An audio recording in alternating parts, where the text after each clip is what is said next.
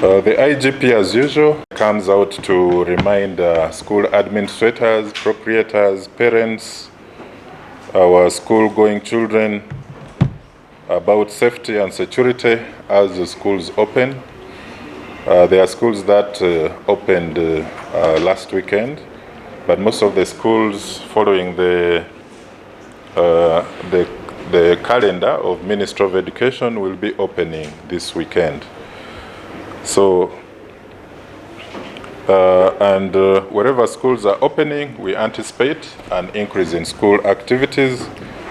And it is against this background that the IGP has come out again to remind all school administrators, educators on their legal responsibilities to protect school children from harm, including risks posed by health, safety, and security.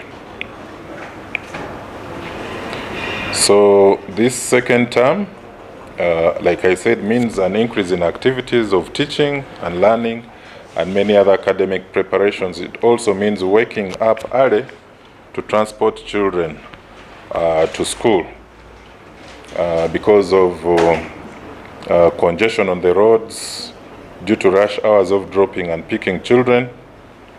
So,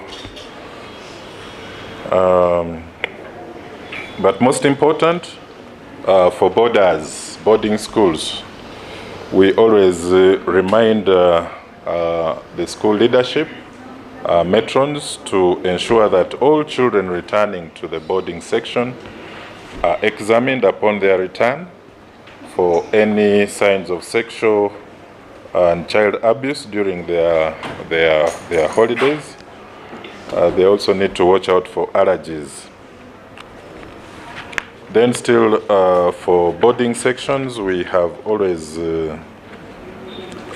told parents to really ensure that they follow the circular and avoid smuggling prohibited items into schools. If they tell you that the money that is expected in school should be little, then we don't see why you should give your child millions and millions of money, because it's actually disruptive.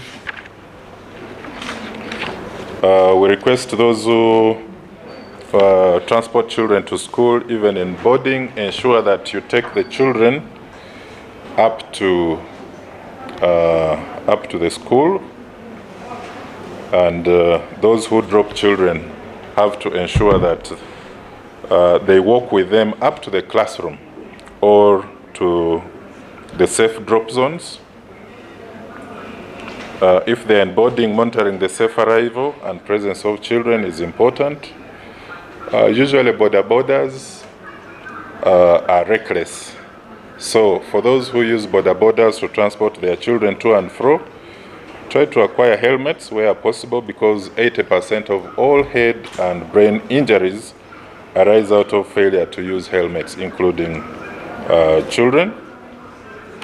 Then, of course, so schools, this is another term. Of course, so there are always new threats. It's important to regularly review their security emergency preparations.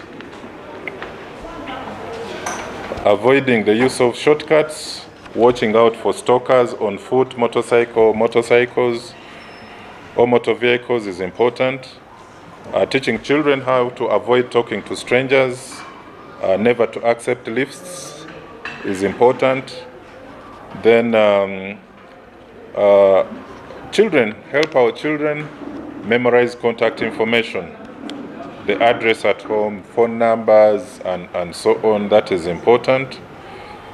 Teaching children to be vigilant, that is for them not to leave the school premises until they are picked, is always important.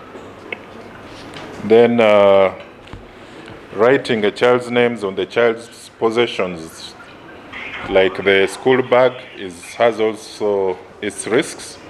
Somebody can use the name to target the child. And when we are transporting our children to school, it's important to help them memorize the routes and landmarks, like when you're coming to Naguru, maybe through Kembabazi and Kenjoy and so on. It's always important. Another thing is about bullying and corporate punishment. We still get these complaints in schools.